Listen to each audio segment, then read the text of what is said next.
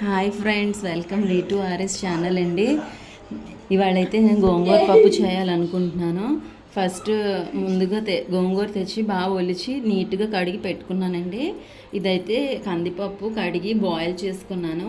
మేమైతే పప్పులోకి క్యారెట్ కూడా కట్ చేసి వేసుకుంటాము, హెల్తీగా ఉంటుంది, మంచిది అని.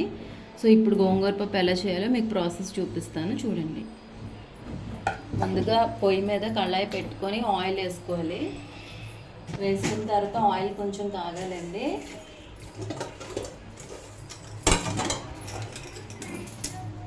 కాగిన తర్వాత తాలింపు గింజలు వేసుకోవాలి. అండ్ ఇప్పుడు ఒక తాలింపు గింజలు వేగుతున్నాయి కదా, ఇప్పుడైతే ఎండుమిర్చి కూడా చీలికలా చేసుకొని వేసుకోవాలి. చూసారు అలా చిట్టపట్ అంటున్నారు. ఇప్పుడు తాలింపు కొంచెం వేగిన తర్వాత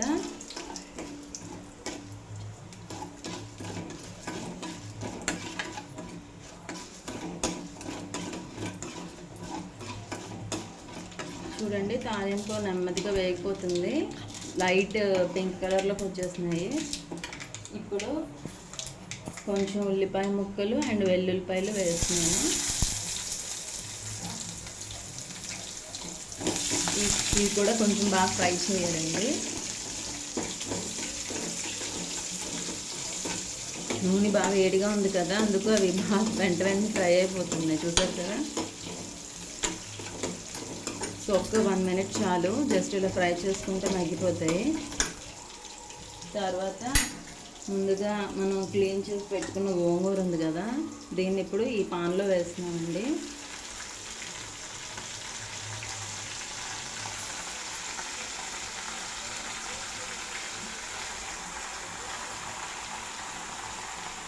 చూసారు ఎంత బాగుందో గోంగూర, లేతగా భలే ఉంది, మంచి కలర్లో.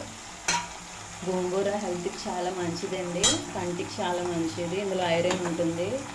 ఐరన్ డెఫిషియన్సీ ఉన్నవాళ్ళు గోంగూర పప్పు తింటే చాలా బాగా వాళ్ళకి హెల్ప్ అవుతుంది.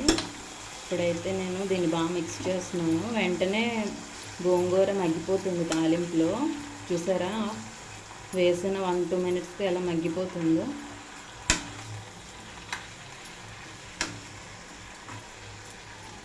సింపుల్ అండ్ ఈజీ రెసిపీ అండి, ఎవరైనా చేసుకోవచ్చు.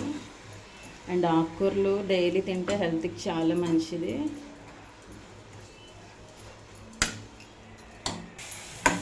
చూసారండి ఎలా మగ్గిపోయిందో మొత్తం. ఇందాకలా ఫుల్ నిండిపోయింది ఆకుకూర, ఇప్పుడు మగ్గేపటికి ఎంత కొంచెమైనా. చూసారా, ఇంకో 2 minutes ఇలా నీట్గా మగ్గనిస్తే పచ్చివాసన పోతుంది.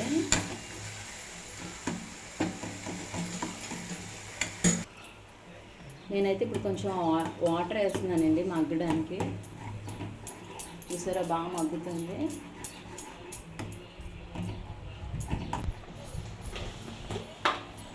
ఇప్పుడైతే పప్పు కొంచెం ఆకుకూర బాగా మగ్గిపోయిందండి. దీనికి కొంచెం పసుపు యాడ్ చేస్తున్నాను.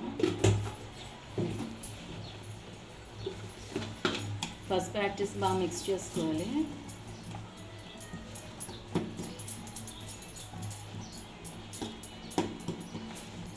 తర్వాత సాల్ట్ వేస్తున్నానండి. పులుపుగా ఉంటుంది కదా, సో కొంచెం సాల్ట్ 2 spoons వేస్తే సరిపోతుంది. బాగా మిక్స్ చేసుకోవాలి. సాల్ట్ కూడా వేసాక బాగా బబుల్స్ వస్తుంది, చూసారా.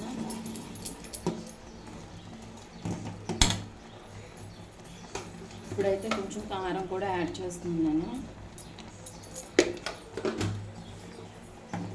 బాగా మిక్స్ చేసుకోవాలి కారం కూడా.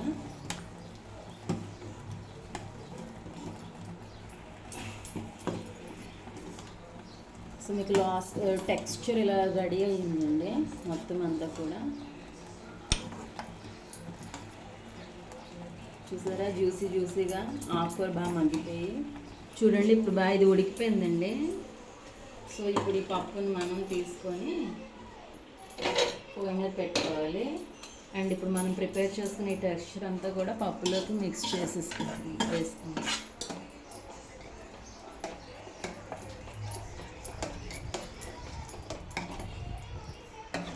సో ఈ విధంగా అవుతుంది. సో చూసారు కదండి, గోంగూర పప్పు అయితే రెడీ అయిపోయింది. ఇంతే, చాలా సింపుల్, చాలా టేస్టీగా ఉంటుంది. మీరు కూడా చేసుకొని తిని ఎంజాయ్ చేయండి. మా ఛానల్ని లైక్ చేయండి, షేర్ చేయండి, సబ్స్క్రైబ్ చేసి కామెంట్ చెప్పండి ఎలా ఉందో.